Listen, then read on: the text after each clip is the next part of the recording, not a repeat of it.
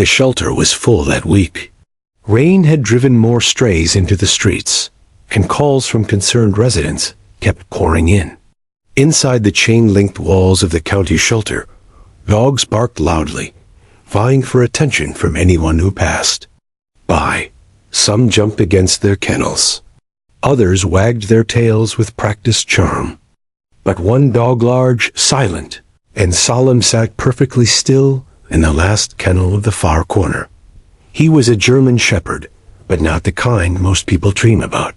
His once strong coat was now faded, and uneven, thick patches of fur missing. From his sides, his ears drooped slightly, and his posture was low, not submissive, but tired.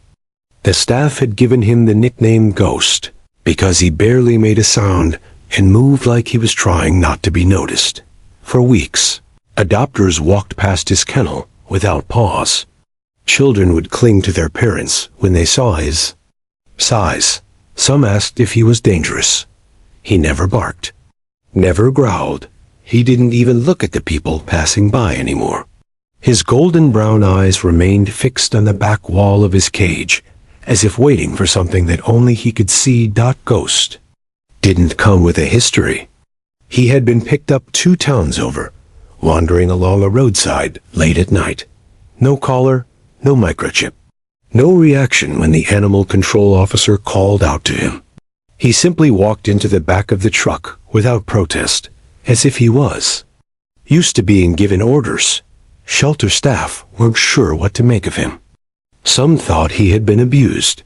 Others guessed he had run away from a rural home and gotten lost. But no one came looking. Posters had been put up and scanned through the local lost dog listings. Nothing. Day after day passed. Ghost didn't make a single sound. One young volunteer named Sarah tried to win him over. She was drawn to the mystery. While other dogs licked her hands and played tug-of-war with their leashes, Ghost just sat still, watching her through the bars with those unreadable eyes. She brought him bits of chicken, hand-fed him through the gate, and spoke softly to him during her shifts. He accepted the food, but he never wagged his tail. Sarah noticed things the others overlooked. Ghost never pulled on the leash during walks. He stayed perfectly at her side, adjusting his pace to hers like he had been trained. He didn't react to loud noises or other barking dogs. He ignored distractions and walked with a precision that didn't match his broken-down appearance. Once, she tested him by giving him a command she had learned from a YouTube video, Platz, the German word for down. He obeyed instantly. Curious, she tried a few more. Sit, stay, come, all in German. Every single one he followed. Has anyone else noticed this? She asked another staff member. But they brushed it off. He's just a weird old dog, they told her. Smart maybe, but not what families are looking for. He's too quiet, too big, too serious. Sarah didn't argue, but something didn't sit right with her. She had a habit of brushing him out during her shifts. One evening, while cleaning behind his neck, her fingers caught on something, a small knot of fur. She tugged gently. It was a piece of leather, an old, buried collar, almost fused into his thick coat. She pulled it out and set it aside, planning to clean it later. But in the chaos of the shelter, it got lost under a pile of paperwork. No one knew it yet, but that forgotten piece of leather was the key to everything. Ghost continued sitting in his corner, silent as ever. The days on his chart kept ticking forward. His review date, the day the shelter would decide if he was adoptable or not, was only 1 week away. And still, no one had asked about him. Not yet. The shelter's routine never changed. Mornings began with barking, feeding, and cleaning. Volunteers rushed through rows of kennels with mops and buckets, while staff juggled phone calls about strays and adoptions. Amid the noise and motion, Ghost remained motionless in his kennel, watching the world like a soldier left behind on a battlefield. Sarah returned for her weekly volunteer shift, and as usual, she went straight to him. She brought cooked chicken, wrapped in foil from home, something she'd saved from last night's dinner. Ghost stood slowly when he saw her, no marking, no tail wag, just a quiet step forward, as if he recognized her routine. "You're not like the others," she whispered, slipping the chicken through the bars. "You're trained, aren't you? You're not just some stray." She couldn't let go of the feeling that Ghost didn't belong there. She had seen dozens of dogs come and go, but none carried themselves like he did. He didn't seek affection like a house pet, nor did he flinch or cower like the abused dog she'd worked with. He was something else. Something disciplined. Curious, she decided to dig deeper. That evening, when her shift ended, she took the old leather collar she had pulled from his fur and brought it home. It was stiff with age and grime, the metal tag nearly unreadable. She scrubbed it gently with an old toothbrush. Bit by bit, letters began to appear. There was a name, a number, and on the back, faint but unmistakable, was a small engraved emblem. Eagle over a shield with a star beneath it. Military dot. Her heart skipped. She rushed to her laptop and searched the emblem. It didn't take long. The symbol belonged to the U.S. Army's K-9 division. Her pulse quickened. Could Ghost have been a military working dog? It seemed impossible, but the pieces were starting to fit: his obedience, his silence, the language, even the emotionless way he carried himself. The next morning, she brought the collar to the shelter manager. He looked at it skeptically. "Even if it's real," he said, "there's no way to confirm it. No microchip, no files. Dogs like that are tracked closely. If he was one of them, someone would have come looking by now." "But what if he slipped through the cracks?" Sarah insisted. "What if they thought he was lost or gone?" The manager sighed. "We'll try the number, but don't get your hopes up." Later that afternoon, one of the staff members dialed the faded phone number engraved on the tag. It rang several times before a deep voice answered. "Captain Reed, the man said." The staff member hesitated, unsure of how to explain. "I'm calling from the county animal shelter. We have a German Shepherd here. He was brought in a few weeks ago. A volunteer found an old tag with your name and number on it." There was silence on the other end. Then, "What's the dog's name?" the voice asked, suddenly tense. The staffer flipped through Ghost's intake form. "We've been calling him Ghost, but there was no ID when he came in." "No," the man said. "That's not his name." There was a long pause. "His name is Max." The room went quiet. Sarah's eyes widened. Captain Reed spoke again. His voice was calm, but laced with emotion. "I lost him 2 years ago. He was part of my team. We were overseas. There was an ambush. Everything happened fast. We thought he was gone. I filed the report, searched for months. Nothing ever came back.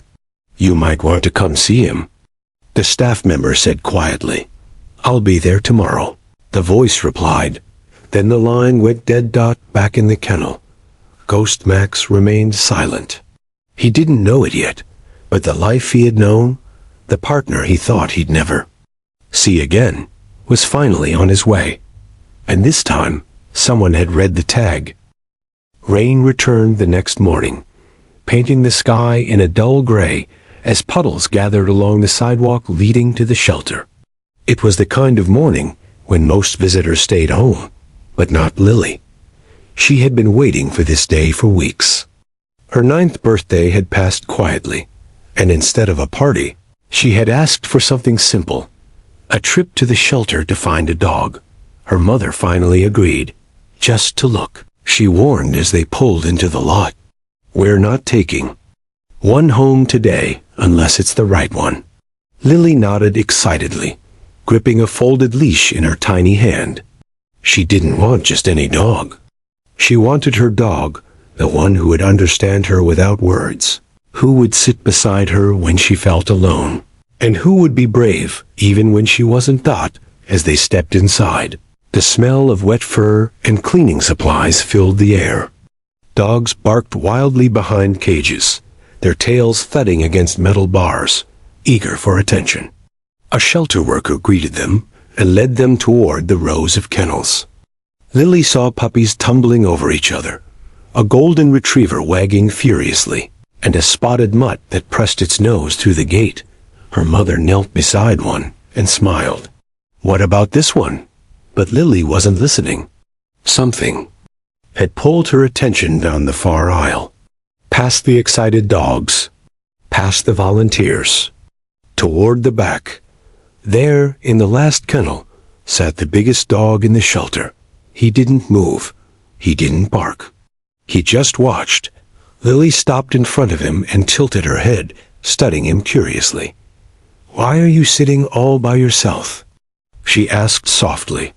The German shepherd looked at her, and for a moment his expression changed. His ears twitched. His gaze focused. And though he didn't move an inch, his body straightened slightly, like he recognized her voice. Lily crouched down and pressed her palm to the cold bars. "What's your name?" No answer, of course. She looked around. "Hey, Mom, what's this one called?" A staff member nearby answered instead. "That one? We call him Ghost. He doesn't say much." Lily blinked. Ghost? That's a sad name. The staff member chuckled half-heartedly. "He's a quiet one, not really adoptable. He's been here a while." Lily didn't look away. "Can I sit with him for a minute?" Her mom hesitated, but nodded. "Just don't get too close to the bars." Lily sat down, cross-legged in front of the kennel, the barking from other dogs fading into background noise. She stared at the big, quiet shepherd, and he stared right back. There was something about him, not just sadness, but patience. Like he'd been waiting. Then, she noticed something on the floor beside the kennel door, a scrap of leather with a shiny tag attached. Picked it up and squinted at it. The metal was scratched and worn, but she could still make out letters. A name. A number. And something that looked like a badge on the back. "Mom," she shouted, "this belongs to him." Her mother rushed over, alarmed. "What did you find?" "It's his collar. There's a number and a name." The staff member leaned over and took the tag from her hand. His eyes widened. This looks military." He turned to another employee. "Call the manager." In the corner of the kennel, Ghost rose slowly to his feet. He stepped forward and sniffed the bars where Lily had been sitting. His tail didn't wag, but his ears lifted fully for the first time since arriving. He stood tall, alert, eyes locked on the little girl who had seen what no one else did. The shelter had nearly given up on him, but Lily hadn't. And for the first time in weeks, Ghost didn't feel invisible anymore. The shelter office was buzzing. The tag that Lily had discovered was now at the center of attention. The staff placed it carefully on the counter under a bright desk lamp. Though the metal was scratched and corroded from years of wear, the details were unmistakable. A name, Max, a phone number, barely readable. And on the back, a small etched emblem in eagle above a star, surrounded by a ring of text worn almost smooth with time. "It's military," the manager confirmed, squinting through his glasses. "K9 division, definitely legit." Sarah, the volunteer who had been watching Ghost closely for weeks, stood beside him, stunned. "So he really is a soldier?" The manager nodded. "Looks like it, or was. If this is real, then that dog has seen more than any of us know." They wasted no time. The number was dialed. One ring, two. Then someone picked up. Captain Reed speaking. The room fell quiet. "Yes, hi," the manager said carefully.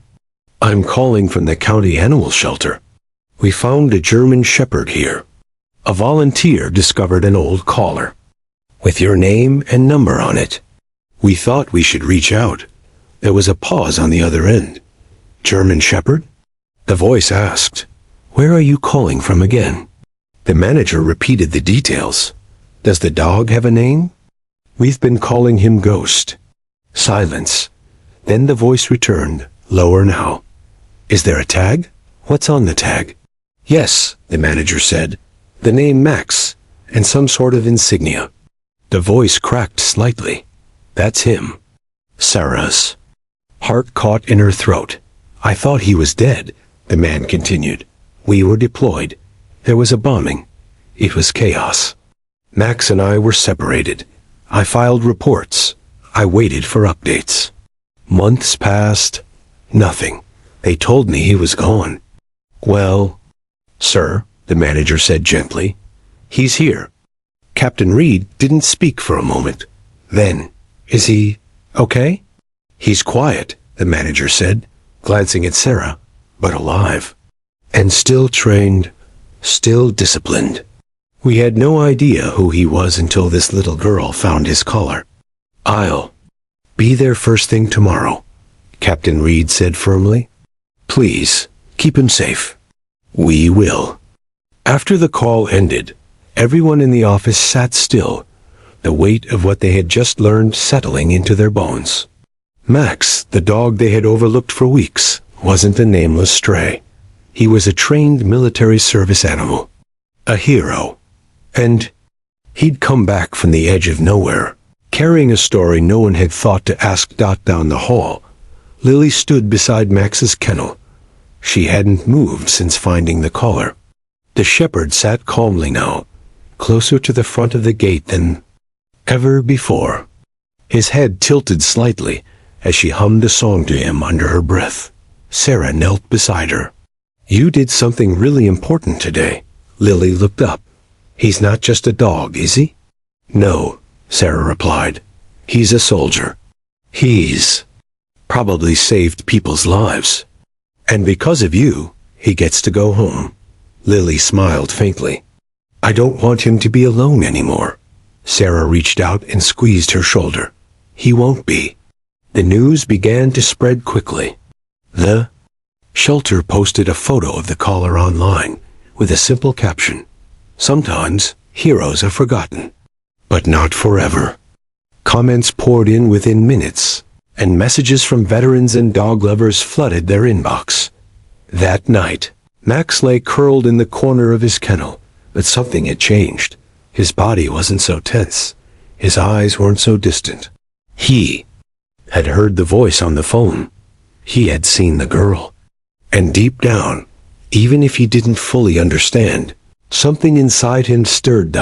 After all this time, someone had finally called his name. And tomorrow, someone was coming back for him. The morning sun hadn't fully risen when a black SUV pulled into the shelter parking lot. Its tires crunched over wet gravel as it rolled to a stop. The driver's door opened slowly, and a tall man stepped out. He wore a weathered army jacket. Its patches faded with time, and walked with a slight limp. His eyes scanned the building, not with curiosity, but with purpose. This wasn't his first time walking into a place like this. Captain David Reed had prepared himself for disappointment. Part of him still believed it had to be a mistake. 2 years had passed since that final mission. 2 years of silence, of assumed loss, of guilt that gnawed at him every time he looked at the photo of Max on his mantle. He had told himself 100 times that Max was gone. But now, standing in front of the shelter doors, hope stirred, quiet, cautious, but real. Inside, the shelter was quieter than usual. Staff had come in early. Sarah and the manager stood near the reception desk, waiting. Lily and her mother had returned too. The girl had begged to be there, and after hearing the story, her mother couldn't say no. When the door opened, and Captain Reed stepped inside, the entire room seemed to hold its breath. I'm here for Max, he said simply. Sarah stepped forward. He's just down this way. Reed followed in silence, his boots echoing softly on the linoleum. They led him to the far end of the kennels, where Max, still known to the public as Ghost, sat quietly. The moment Reed came into view, something happened. Max stood. No hesitation. No fear. His ears perked, his eyes locked onto the man, and he took a slow, purposeful step forward. "Max?" Reed said softly. The dog froze for just a second, then moved faster, coming to the front of the gate. His tail swayed, not wildly, but steadily controlled, like the soldier he had been trained to be. A deep, low sound came from his throat, not a bark, but a soft, emotional whine. Reed dropped to one knee, his hands gripping the kennel bars. "I thought I lost you, boy."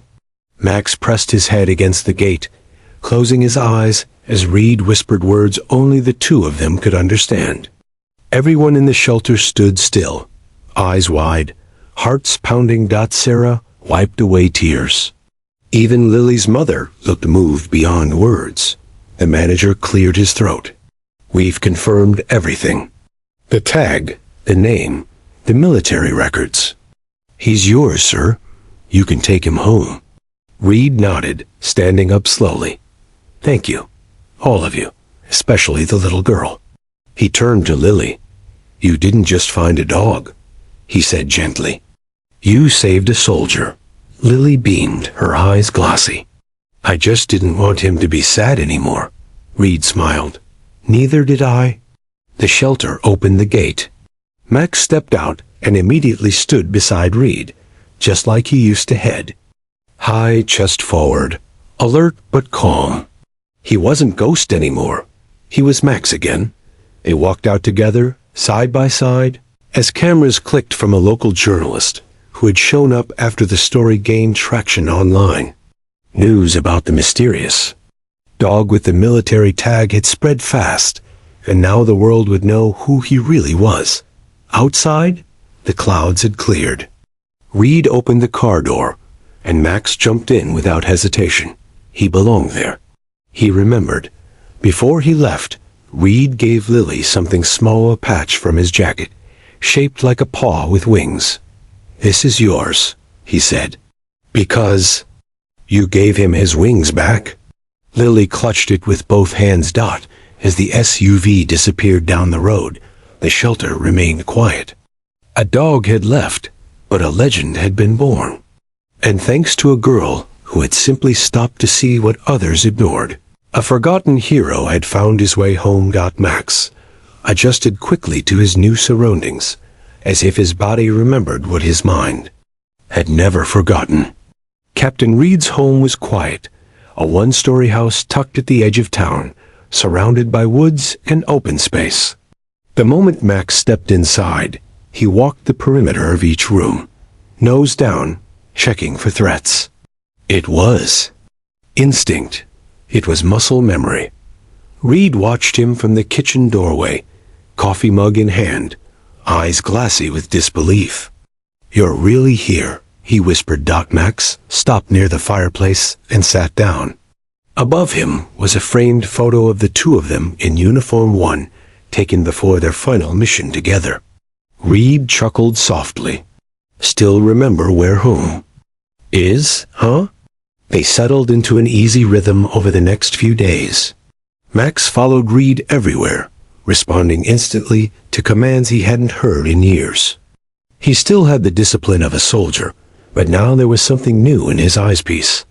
His body relaxed more each night. He began to sleep deeply, sometimes resting his head on Reed's boots, as if needing the physical reminder that his partner hadn't left this time. Word of their reunion spread fast. The local newspaper ran the story first. Forgotten war dog reunites with veteran after 2 years apart. Then the news hit national headlines. TV stations picked it up. Social media exploded with photos of Max standing beside Reed, his thick fur starting to recover, his posture strong again. Veterans, dog lovers, and animal rescue advocates shared the story around the world. Messages flooded the shelter's inbox, donations, thank you notes, even offers to help build better facilities. All because one little girl had picked up a worn collar that no one else had bothered to look at Dot back at the shelter. Sarah couldn't believe the transformation. "It's like watching a movie," she told one reporter. He went from this ghost in the back of a cage to a hero on the front page of every newspaper. And none of it would have happened without Lily. Lily, meanwhile, had been walking on air since the day Max left. She carried the paw print patch everywhere, keeping it in the front pocket of her backpack. At school, she told her friends about how she had met a real-life soldier dog. Her teacher even invited her to stand in front of the class and share the story.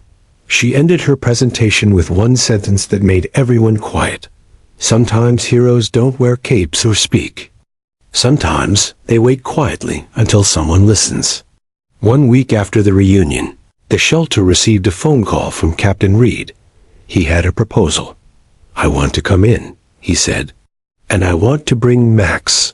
We'd like to talk to the kids. Let them meet him. Show them what these dogs do and what they need after the service is over." The shelter agreed without hesitation. When the day came, Lily's school gym was packed. Students, teachers, and even parents filled the bleachers.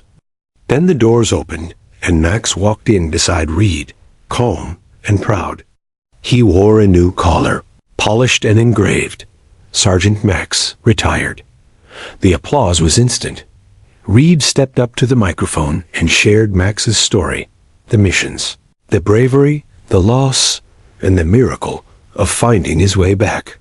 Then he knelt beside Max and introduced him to the crowd. "He's more than a dog," Reed said. "He's my partner. And he's alive because one little girl cared enough to look closely." The crowd erupted in applause again. Max didn't bark. He didn't need to. He just looked up at Lily, who sat in the front row, clutching her patch with tears in her eyes. He remembered her Dot, and in that moment, everyone there understood. They weren't just watching a reunion. They were witnessing a story of loyalty, courage, and the power of simply noticing what others overlook. After the school assembly, something shifted not just for Max, but for the entire community. The story of a forgotten war dog rescued by a child had spread far beyond the walls of the shelter and classrooms. It had touched the hearts of strangers across the country. Veterans reached out to the shelter offering support. Former K-9 handlers shared their stories online, and donations from every state began arriving, some from people who had never even owned a dog. The shelter, once underfunded and overcrowded, suddenly had enough resources to expand. Kennels were repaired. A new scanning system was installed to properly check dogs for military tattoos, embedded tags, or signs of specialized training. And most importantly, a program was launched, Honor Tales, dedicated to identifying and properly rehoming former service dogs that slipped through the cracks, all because of Max and a little girl named Lily. Captain Reed stayed in touch with the shelter regularly, often stopping by with Max to visit the volunteers who had cared for him during those long, quiet weeks.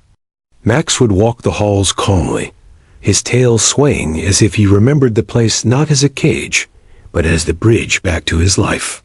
The other dogs seemed to sense something different about him. They quieted when he passed, watching him the way rookies might watch a seasoned officer walk by. On one of those visits, Reed pulled Sarah aside and handed her a folded letter. "This came from Washington," he said with a proud smile. Sarah unfolded the envelope and gasped. It was an official letter of commendation from the Department of Defense. It acknowledged Max's years of service, confirmed his military status, and awarded him an honorary medal for loyalty, courage, and sacrifice in service to the nation. Attached was a polished medallion with Max's name etched into it. "He deserves to be remembered," Reed said. "They all do." Word of the award sparked another wave of interest. Max became the symbol for the Honor Tales initiative, and local news stations followed his appearances. Schools began inviting Reed and Max to speak about working dogs and the responsibilities of pet ownership. They didn't glamorize war. They spoke about loyalty, trauma, healing, and the quiet ways dogs carry pain, just like people do at home. Max was thriving. He had gained weight. His coat had regained its sheen. He still followed Reed like a shadow, but there was lightness in his step now. He played fetch in the backyard, chased squirrels with a half-hearted bark, and napped in. A sunbeam like a dog with nothing left to prove. Reed knew that one piece of Max's story still needed to be acknowledged. So, one quiet Sunday afternoon, he pulled into Lily's driveway. Lily rushed out, her eyes lighting up the moment she saw the SUV. Max jumped out of the back seat and trotted toward her, tail wagging, head low as she knelt to hug him tightly. Reed stepped out carrying a carefully wrapped frame. He knelt down beside Lily and handed it to her. Inside was Max's commendation, his photo in uniform, and the military badge from his original collar cleaned and preserved under glass. "I want you to have this," Reed said gently. "Because without you, none of this would have happened. You didn't just help Max, you helped me too." Lily's eyes welled with tears. "Thank you," she whispered. Reed smiled. "He was a hero long before we found him again. But you reminded the world that he still mattered." As Max lay beside them in the grass, eyes half closed and calm, it was clear he had finally come full circle. From battlefield to shelter, from forgotten to found, from soldier to symbol, he was home. And his journey was now part of something much bigger than any of them could have imagined. Months passed, but Max's story didn't fade. It grew louder. The Honor Tales program expanded rapidly. What started as a small shelter initiative soon turned into a statewide effort. Other shelters began partnering with veterans groups and K9 units to create a nationwide registry of lost or retired service dogs. Cases like Max's were no longer overlooked. Trained dogs that once would have been misidentified were now matched with former handlers, receiving the second chance they deserved. Captain Reed continued visiting schools with Max by his side, sharing stories of their deployments, but he never spoke about war in graphic detail. Instead, he talked about courage, partnership, and what it meant to trust someone completely.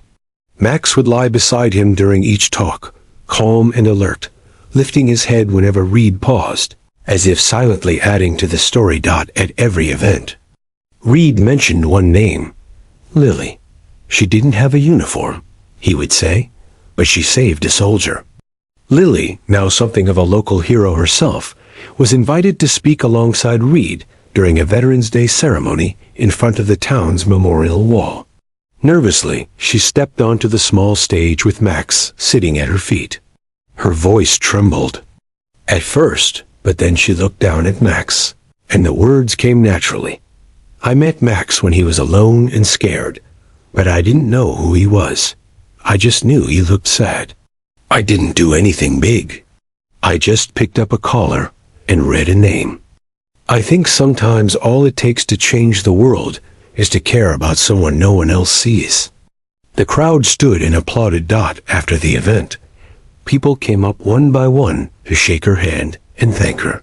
One woman, an older veteran with silver hair and a cane, placed a medal into Lily's palm. "It was mine," she said softly. "I want you to have it." Lily held it tightly.